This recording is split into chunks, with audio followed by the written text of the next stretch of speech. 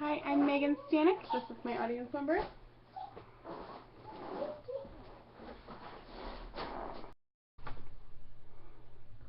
Did you know that 71% of adults do not know how to budget? This is according to the National Foundation for Credit Counseling Financial Literacy Report for 2015. In addition, one-third of those over the age of 18 do not pay their bills on time, and most don't have an emergency savings fund. I have worked at a local nonprofit that helps those with debt and credit issues for nearly 4 years. I see this daily from people of all walks of life, and before I started working there, I didn't know how to budget either.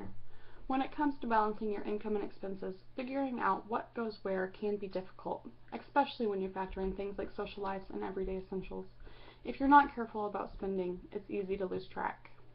It's easy to overspend and blow your entire paycheck, but it is not easy on your wallet. No one likes living paycheck to paycheck, but there are ways to get in control of your finances. There are many different ways to budget, and I'm going to tell you about some of the most popular. Before you start a budget, you need to prioritize your wants and your needs. A want is anything that simply you want. You can live without it. This can include high cell phone packages, cable television, new clothes, eating out, and entertainment costs. It's not going to kill you if you have to wait one more month for it. A need is something that is necessary for your survival.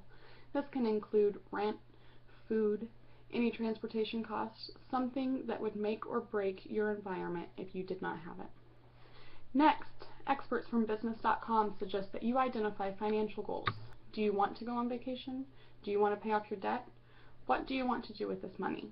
These can be short-term or long-term goals. It just depends on what you want to do. It is best to make SMART goals with a deadline to hold yourself accountable. When creating goals, you should also look at your expenses. There are 3 different types of expenses: fixed, variable, and periodic. Fixed expenses are those that are the same each month, like your rent or your mortgage. These are easy to identify. Variable or moving expenses are those like utilities that can vary month to month. Periodic expenses are those that happen once a year.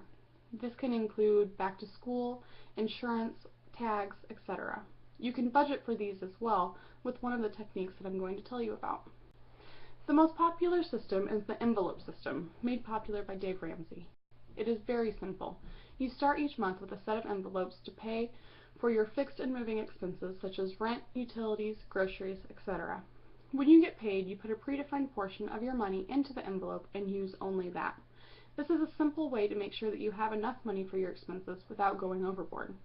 You don't have to stick strictly to envelopes though. You can also dedicate different accounts within your bank account and have auto deductions or move that money yourself. After you have separated your money, the rest is for what you would like to do with. Another popular budgeting technique is the 50-30-20 rule. Your expenses for the month are put into 3 main categories. You should spend no more than 50% of your income on essentials, like those mentioned in the envelope method. Then apply 20% of your income to a savings account. Then you have a remaining 30% of your income for mad money. Mad money is that money that you can spend on yourself or your lifestyle choices. You should never not have mad money. Think about it as if you're on a diet. You diet for so long, you're doing so good, you haven't had any chocolate, and then you see chocolate. What do? You're going to eat all of it. Think about the same way with money. If you don't spend a little bit of your mad money on fun things, you're going to splurge and then you're going to regret it. It is important to pay yourself first. According to my money coach, most people don't start a budget until they are already behind. By paying yourself first, you are in control of the money. Organize your finances. There are many different budgeting methods and different ones work for different people.